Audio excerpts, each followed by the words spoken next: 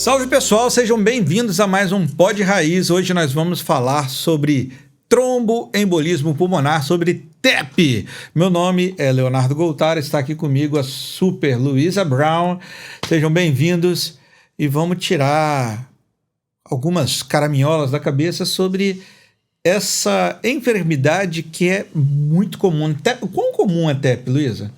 Cara, a TEP, ela tá, na verdade, dentre aí, não dos mais comuns, né, Léo, mas dos que mais matam. Terceira causa de morte aí, perdendo só para AVC e infarto, né? Dentre as causas cardiovasculares.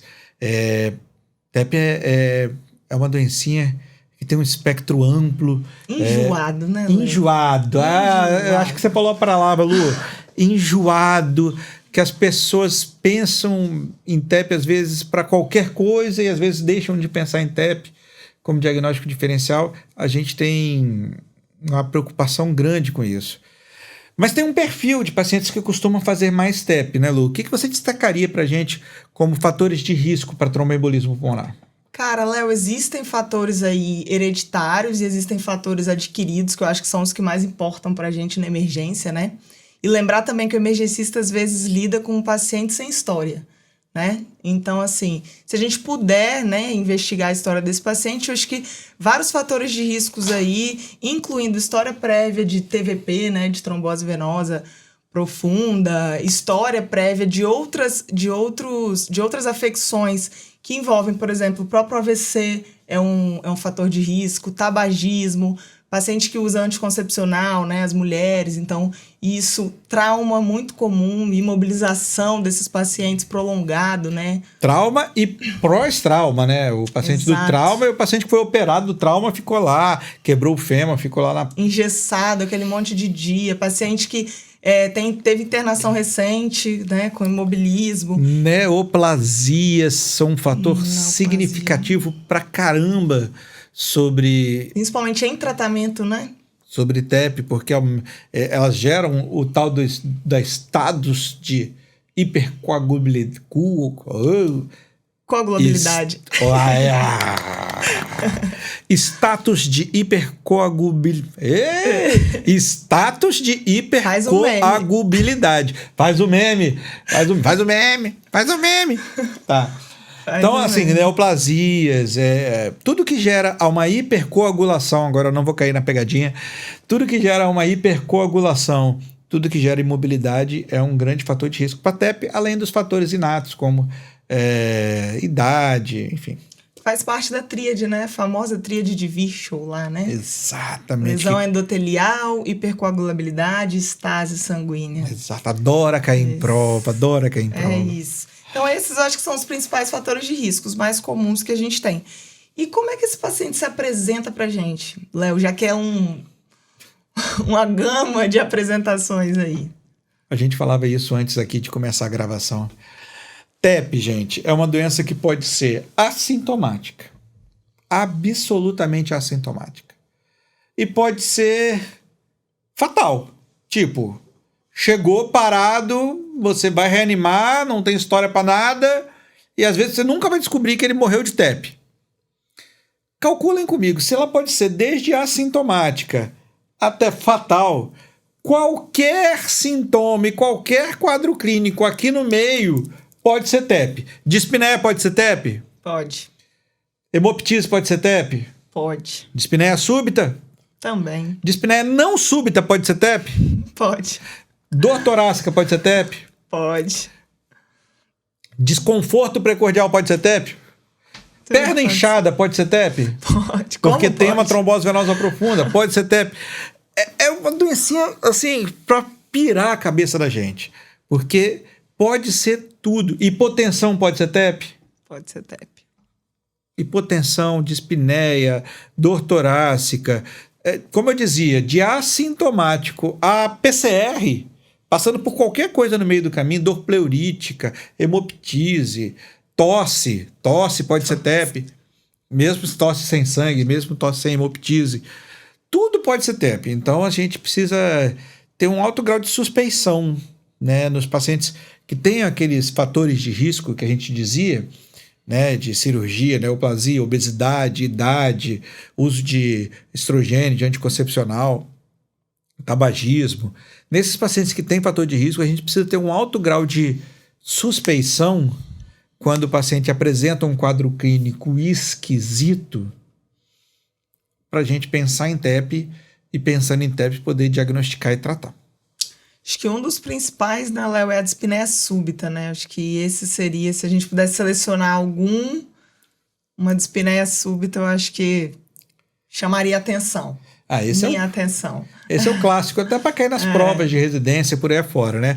Qualquer coisa, três pontinhos, qualquer coisa, dispneia súbita, marca, mas na dúvida marca TEP. Não é patognomônico, tá, gente? Mas como dica de prova, fica valendo. Hashtag emergência raiz também faz prova. Mas é aquele negócio, né, Léo? Quem não pensa em TEP não diagnostica TEP. Exato.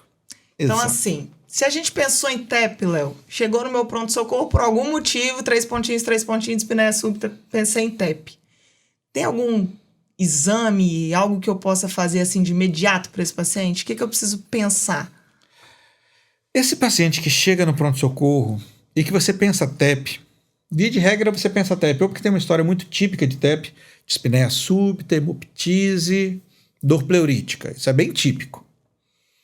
Mas outra paciente que você pensa em TEP, que a gente pensa em TEP com muita frequência, é o paciente que tem uma coisa que não é típica, é um desconforto precordial, um troço esquisito, mas que não é típico para mais nada. Não é típico de TEP, mas também não é típico de infarto, não é típico de pneumonia, a história não sugere nada. Quando a história fica muito ali no limbo, a gente fala, essas histórias esquisitas também nos fazem pensar em TEP. Enfim, você pensou em TEP, seja porque é uma história típica, seja porque está num limbo ali, você está meio perdidão, você precisa estratificar esse paciente, decidir se esse paciente tem alto ou baixo risco de TEP. Como é que a gente faz isso? O mais famoso provavelmente é o score de Wells. Qual que é o score de Wells? Não vamos falar. Não vou contar. Joga na sua calculadora médica, digita no Google WELLS, Wells, de score de Wells e preenche o score. Se o score de Wells for de baixo risco, você já fica um tanto mais tranquilo. Outros scores também existem. Tem o PERC, P-E-R-C. Também não vamos detalhar o score de PERC aqui, no podcast não é para isso. Tem o PESI, P-E-S-I. Todos esses são scores que podem ser aplicados.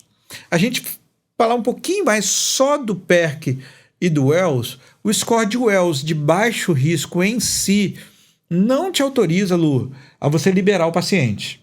Se você for seguir literatura bonitinha, suspeitou de TEP, fez o Wells, você precisa adicionar. O Wells deu baixo risco, você adiciona o dedímero no raciocínio.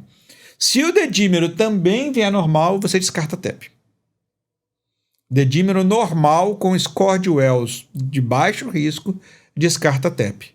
Se o score de Wells for de alto risco ou o dedímero vier aumentado, você continua na investigação. O segundo score que eu falei que é de citar aqui, que é o PERC, P-E-R-C, ele dispensa o dedímero.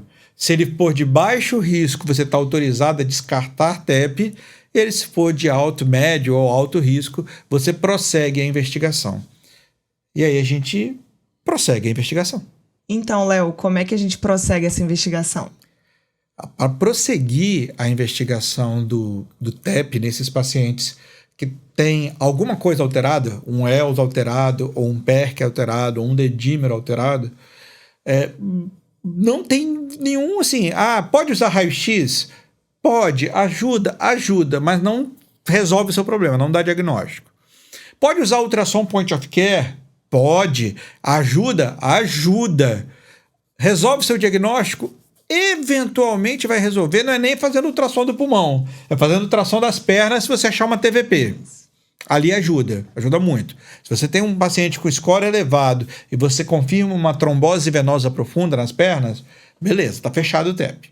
Mas se não, o ultrassom de pulmão em si ele ajuda, mas não fecha. Pode fazer um ecocardiograma transtorácico? Pode. Ajuda.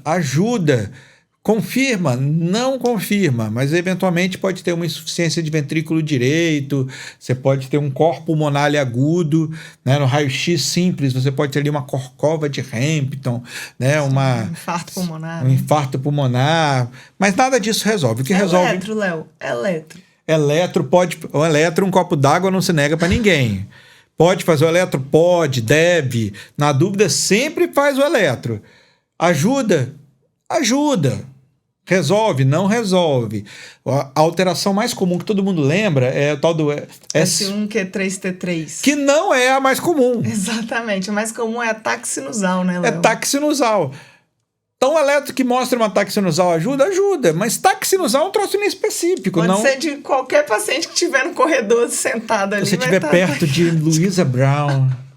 Vai bater mais forte, sentindo aqui, é uma residente maravilhosa, linda, com todo respeito ao seu noivo e à minha esposa. Não, você vai ficar com ataque sinusal. Exatamente. Então, como eu dizia, o que vai resolver mesmo é você ou confirmar uma trombose venosa profunda, pode ser com ultrassom ou com Doppler, ultrassom point of care, ou com Doppler solicitado ao vascular. E no PS a gente vai ter a angiotomo, né? A angiotomografia de tórax, mostrando ali os stops. O padrão ouro, né? É o padrão ouro. Esse realmente vai ser a investigação que a gente vai conseguir fazer. É isso. E para tratar, Léo, como é que a gente trata TEP, então? Tratamento de TEP, as pessoas têm uma mão... Coçam, é a pergunta que eu mais ouço. Coçam a mão para fazer trombolítico. Gente, TEP não é infarto agudo do miocárdio, TEP não é AVE. Fazer trombolítico em TEP é exceção, não é regra. A gente só vai fazer trombolítico, remédio que vai lá quebrar o trombo, nos pacientes que tenham TEP e estejam chocados, choque obstrutivo. O paciente tem que estar com pressão baixa, perfusão capilar baixa, o paciente está morrendo. PCR. Ou, eventualmente, PCR. Lembrar que se você decidiu fazer trombolítico numa PCR por suspeita de TEP, você vai ter que massagear esse paciente por 2 horas. Sim. Que é para dar tempo do trombolítico fazer efeito. Se você fizer trombolítico num paciente pensando em TEP, durante uma PCR, são 2 horas de RCP. Senão você jogou o trombolítico no lixo. Ele leva um tempo para fazer efeito. Você tem que segurar o paciente massageando até então. Volta. TEP, choque obstrutivo. TEP, PCR, tudo bem. Trombolítico. Trombolítico de escolha, RTPA, Alteplase. Isso é exceção. Os TEPs mais comuns são oligossintomáticos, ou tem só dispneia, tem taquicardia, tem hemoptise, mas são TEPs que não, o mais comum não é cursar com choque, muito menos com parada cardíaca. Para esse TEP mais comum que não cursa com choque, nem com parada cardíaca, anticoagula e espera. Espera. Anticoagulante é enoxaparina, anticoagulante de primeira linha, tá ótimo. Anticoagula, 1 mg por quilo, 2 vezes ao dia de enoxa, ou está autorizado fazer 1,5 mg por quilo, 1 vez ao dia de enoxa, também pode ser feito. E só. E espera, tratamento de suporte, bota um oxigênio suplementar se precisar, dá analgésico, procura investigar causas dessa TEP, remover as causas se elas forem removíveis, e bola para frente. Acho que é isso, Léo. É isso. É isso. Acho que o mais importante no TEP, Lu, é a gente ter a suspeita adequada, quando o quadro clínico é muito típico, ou nos quadros clínicos que são muito esquisitos, que não fecha para sepse, não fecha para infarto, não fecha para dispepsia, não está batendo com nada. Lembra de TEP.